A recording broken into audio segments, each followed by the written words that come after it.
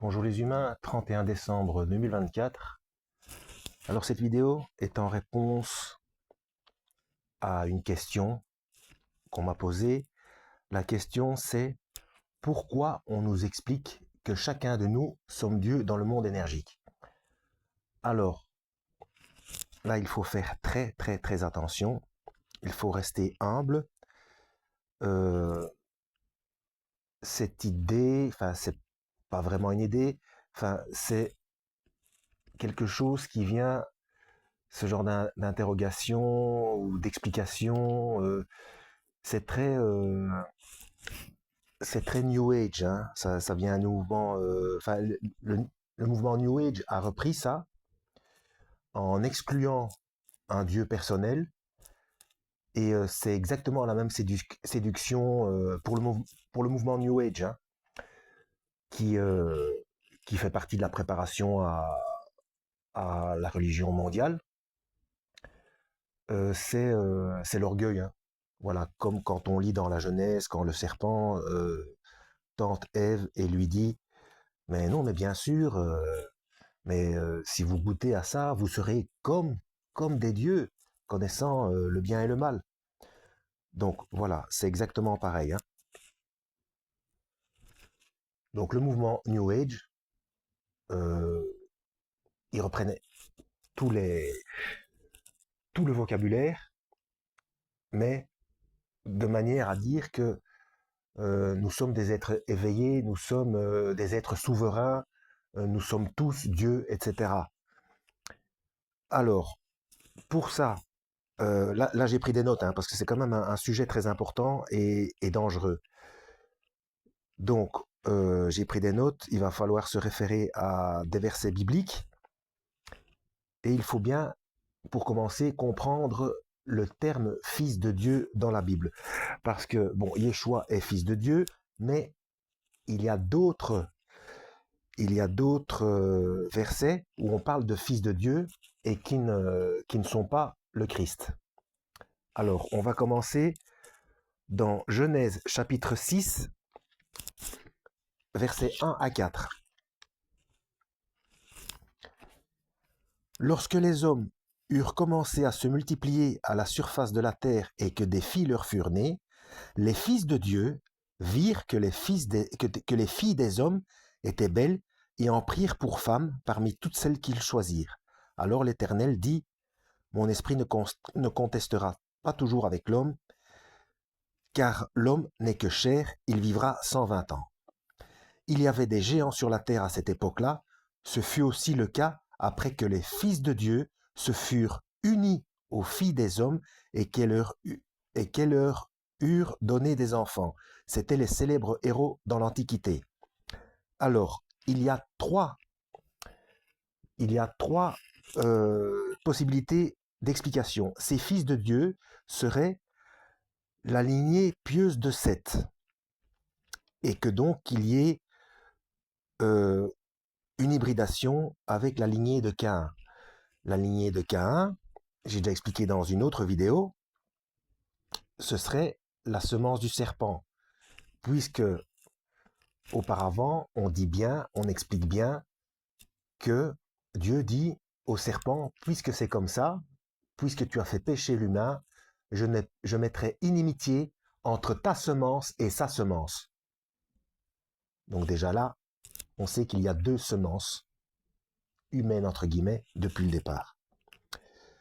La deuxième possibilité, ce sont des anges déchus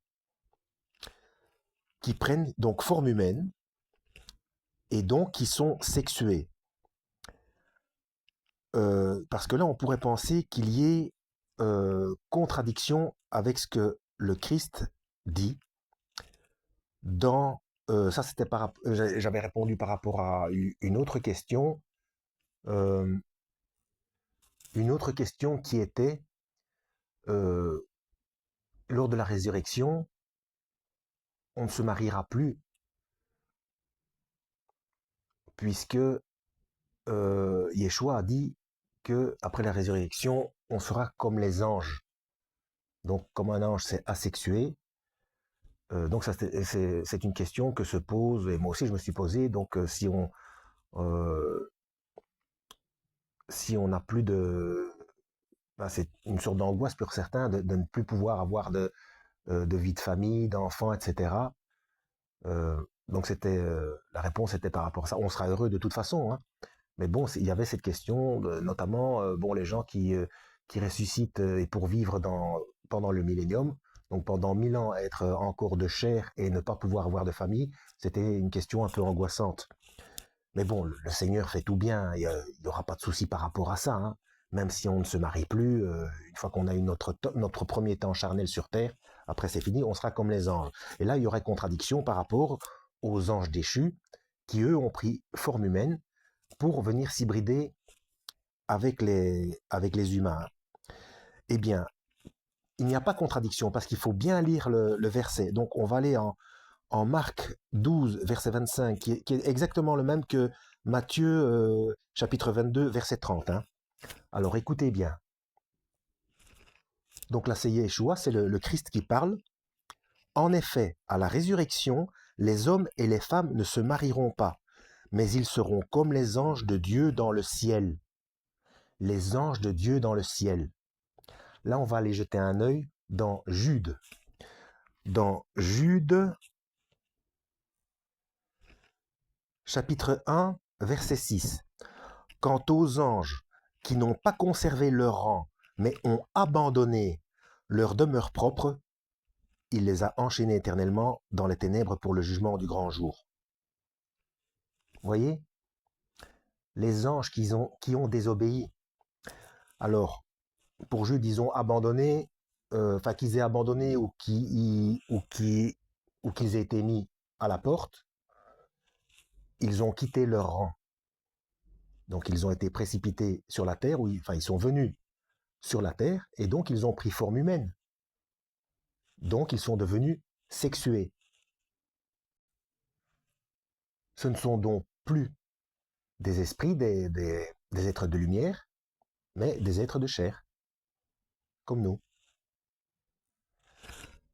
La troisième explication, c'est que ces fils de Dieu soient des héros antiques. Et là, on les retrouve partout. Que ce soit au niveau des Sumériens, l'épopée de Gilgamesh ou toute autre mythologie, vous avez des géants partout. Vous avez des géants chez les Romains, chez les Grecs, dans l'hindouisme, c'est absolument partout. Donc, partout sur la planète, ça ne peut pas être un hasard. Et dans ces mythologies, notamment gréco-romaines, on explique bien mi-dieu, mi-humain, tel Hercule et autres. Enfin, dans les histoires, il y a Zeus, par exemple, qui a beaucoup d'enfants avec des humaines, hein. Bon, ça c'est pour les géants. Mais donc ces géants, c'est une hybridation.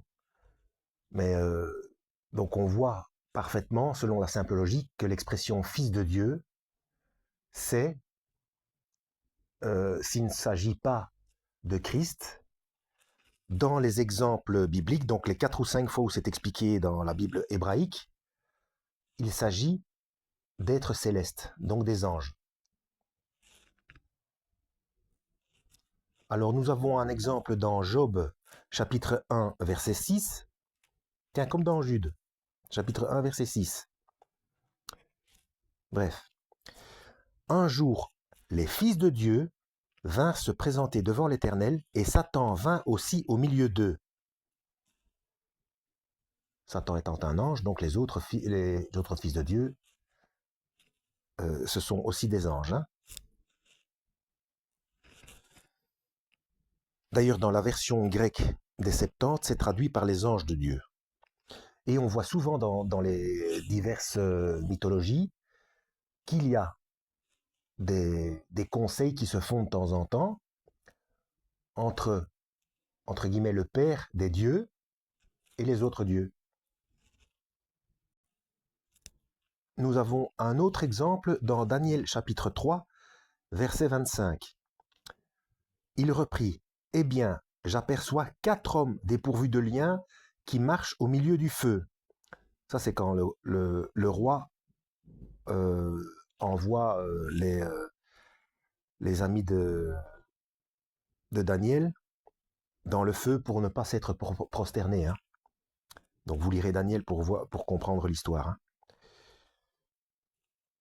Eh bien, j'aperçois 4 hommes dépourvus de liens qui marchent au milieu du feu, porteurs d'aucune blessure, et le quatrième ressemble à un fils des dieux. Là, apparemment, il s'agirait plutôt de Yeshua, de Christ, qui soit au milieu d'eux, dans les flammes.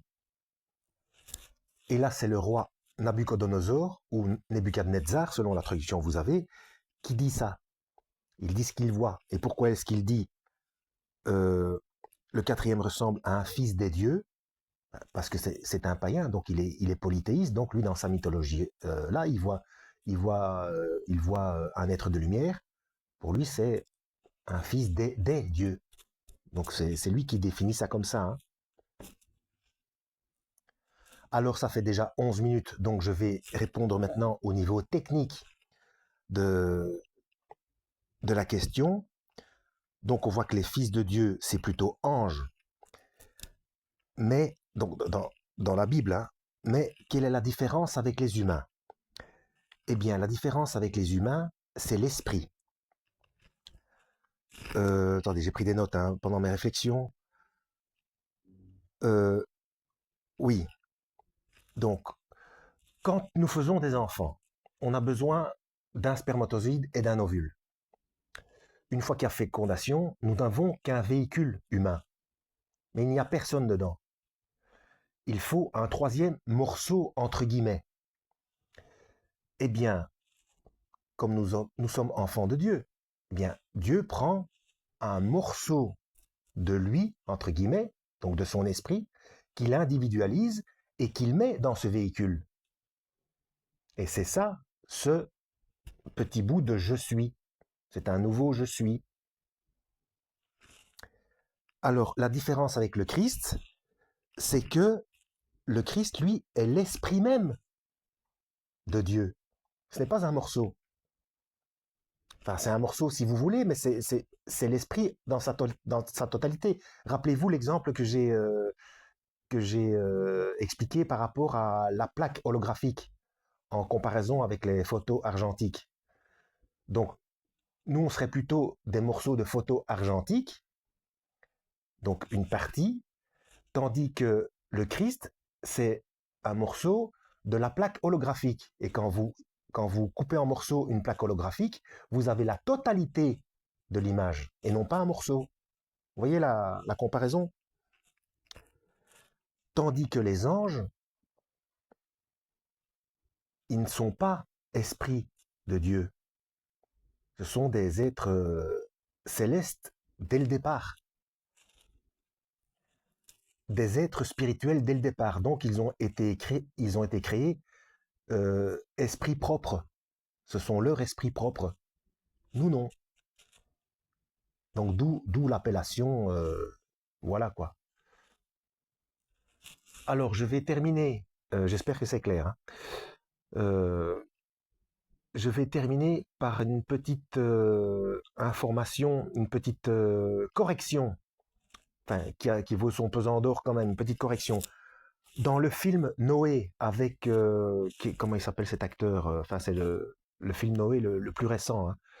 Il y a une grosse erreur, et c'est encore une fois pour nous préparer, c'est pour modifier notre compréhension et pour nous manipuler. Hein. Dans ce fameux film Noé, oh, cet acteur est connu pourtant, un bon sang. Bref, les veilleurs qui sont devenus, qui sont enfermés dans des corps de pierre, de rochers, si vous connaissez le film, à la fin ils sont pardonnés, ils retournent vers Dieu. C'est pas vrai, c'est pas vrai. Quand vous lisez le livre d'Enoch, on explique bien. Je rappelle le livre d'Enoch, mais j'ai une playlist, hein, le livre d'Enoch, donc allez voir. Hein. Le livre d'Enoch n'apporte rien au salut, hein, mais je l'ai lu, donc au niveau information technique, c'est très intéressant.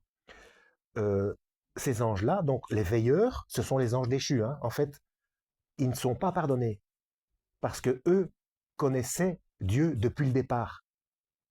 Vous voyez? Donc ça, c'est faux. Hein. Et la conséquence de la désobéissance, euh, c'est le déluge, parce qu'en fait, ils sont venus pour s'hybrider avec les humains, donc c'était une sexualité anormale. Donc avec des anges qui ne sont pas complètement humains, ils ont pris forme humaine, mais ne sont pas complètement humains, ça a donné des géants à des êtres abominables, et, euh, et toutes les perversions, donc homosexualité, zoophilie, etc. Donc là, je renvoie à ce que Yeshua a dit, il en sera comme du temps de Noé, c'est-à-dire c'était aussi bien au niveau de l'insouciance des gens, que les gens se mariaient, mangeaient, buvaient, etc., faisaient la fête, mais c'était de nouveau une sexualité anormale. Ce qui se passe maintenant avec le wokisme. Hein.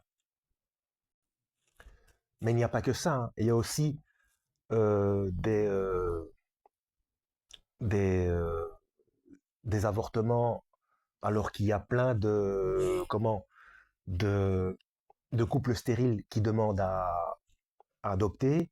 Et en même temps, on force la procréation à des gens qui sont stériles. Enfin, c'est un non-sens, quoi. Il y a suffisamment de, d'enfants d'enfants orphelins et de bébés non désirés que que pour donner à des familles qui ne peuvent pas en avoir, quoi. Hein. C'est un non-sens.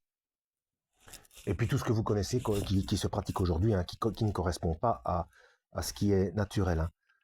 Donc voilà, j'espère avoir répondu à la question. Donc voilà pourquoi nous sommes Dieu entre guillemets, mais c'est avec minuscule et ça n'a rien à voir avec Dieu le Père, bien entendu, parce que nous sommes imparfaits, pécheurs, etc. Mais simplement parce que nous sommes de son espèce. Les anges, non. Voilà. Voilà, lisez la Bible et que Dieu vous guide.